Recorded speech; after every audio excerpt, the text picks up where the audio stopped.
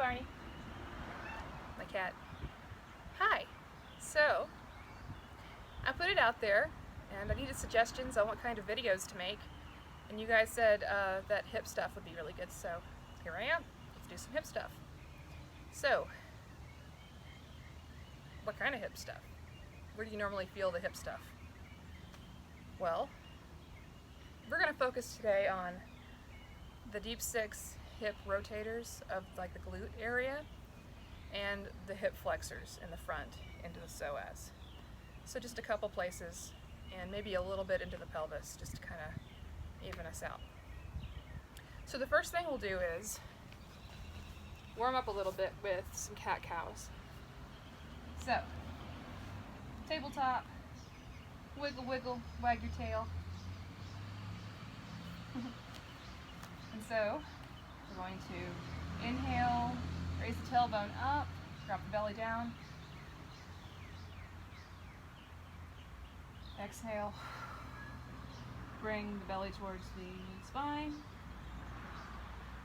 Bring the tailbone in, arch the back. And just a few of these with your breath, just to get a little bit of a warm up.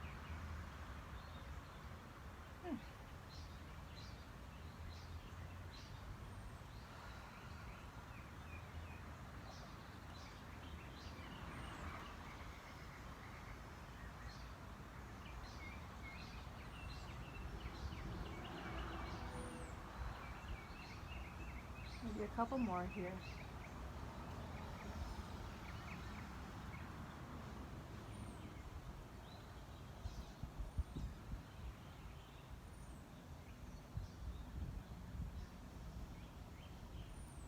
All right.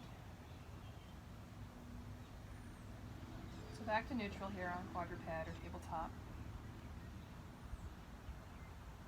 So I'm going to extend my leg back, one leg, and bring the other leg in, and also rotate my hip so that my other foot goes in towards the opposite hip. So, like that. So making sure my back leg is extended and nice and straight. You can look back if you want to. I'm looking at the camera because I can see me. Just stay here. And so you'll start to feel this in your hip rotators, in the back and the glutes. I'm sure you'll feel it. As to what intensity you feel it, that might vary. And make sure if it doesn't feel right, you get a block to put on your hip so you're nice and even and neutral there. Hi, Barney. Hi. I know.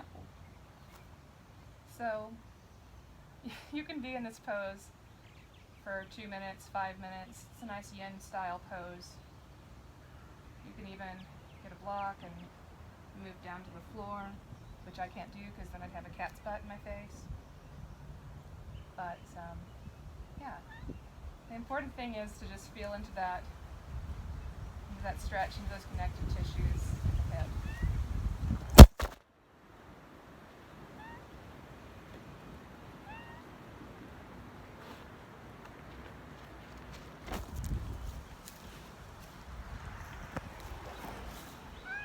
Sorry, my camera fell. It often does that. Okay, let's try again.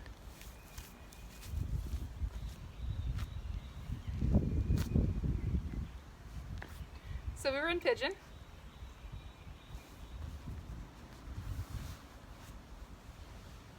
And so when you come out of pigeon,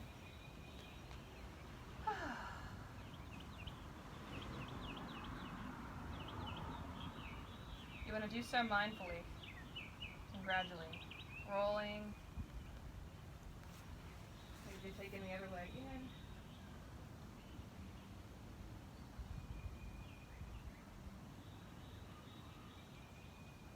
All right. And so make sure you do the other side too.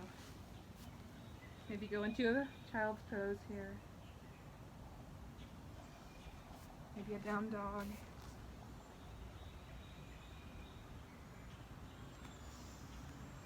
Cat cow, whatever feels good. There's no right or wrong way really to do this, as long as you're not hurting yourself. Alright. So the next thing we can do is a low lunge. So, for the hip flexors here, you're going to feel a little bit of a stretch here. Not a big stretch, just kind of a little stretch. And if that's enough for you, stay right there. You're good. You might need a blanket for your knee if you get a little sore there. But you have options, so this is good. You can just kind of lean in, lean out. Arms could go up. You can just stay there. And that's perfect. Just don't overdo it with the arch of the back there. Make sure your knee stays stacked on your ankle.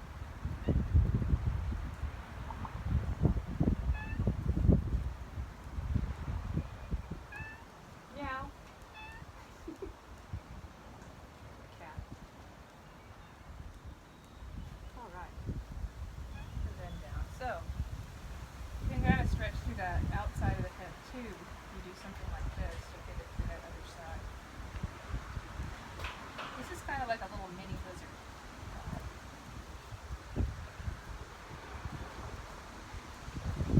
So, if I had blocks, which I don't because they're at Terramar, but if I had blocks, yoga blocks, I would put them right here and I'd use them in this next little dynamic move. So your blocks are here. You can put your leg back a little bit more if you want to deepen that stretch. Just kind of feel into it. And so the blocks give you a lot of control. So you stretch into that hip flexor, you'll feel it right there. And with control, you can walk one block and then the other. Back.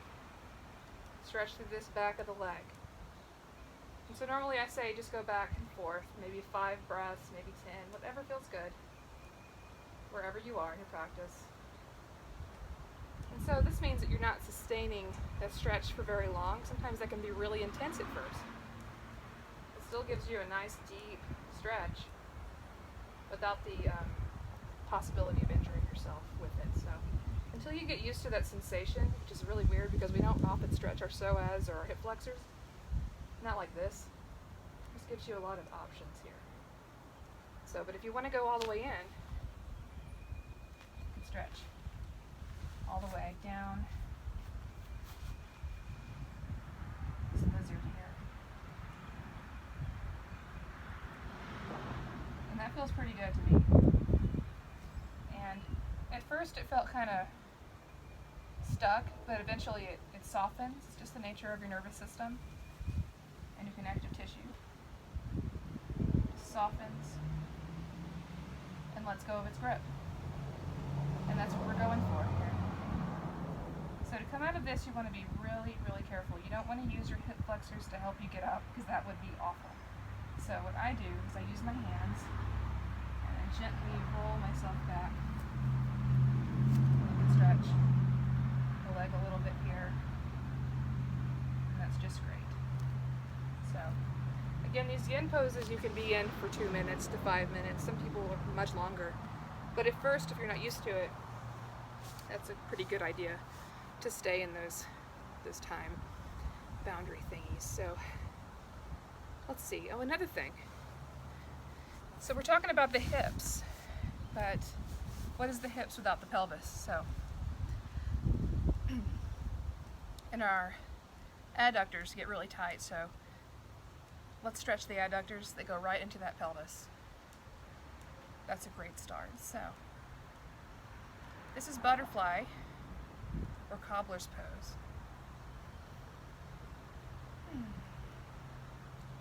You can do a forward fold here if you want to. Just make sure you're sitting on your sit bones.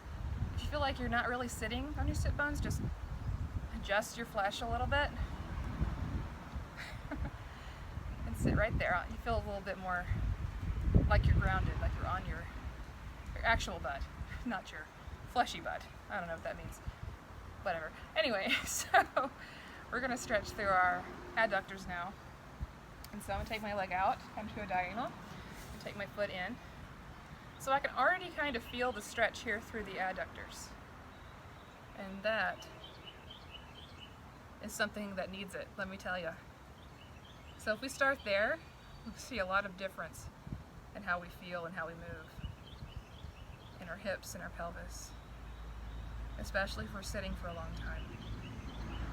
So this is another one of those poses. We're just resetting by melting into the space. It's like a mini meditation. Every time you go into that space, you're just focusing on how it feels, and that's it. Because if you focus on how it feels, you can't really notice what it looks like anymore. It just kind of goes away, so it doesn't matter. That's what matters, sensation.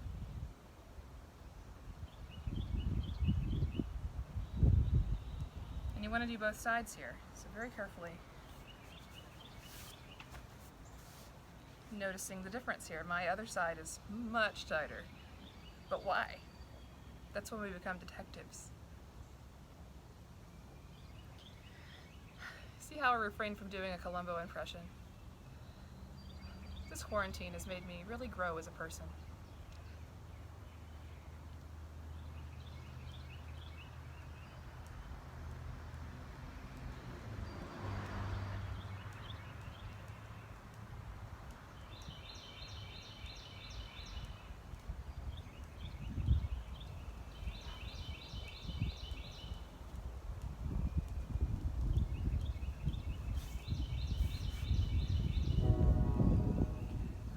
So those are just a few very simple, very customizable things you can do to keep your hips and your pelvis happy. I hope you're all doing well. I miss you guys. Have a lovely day. Mwah.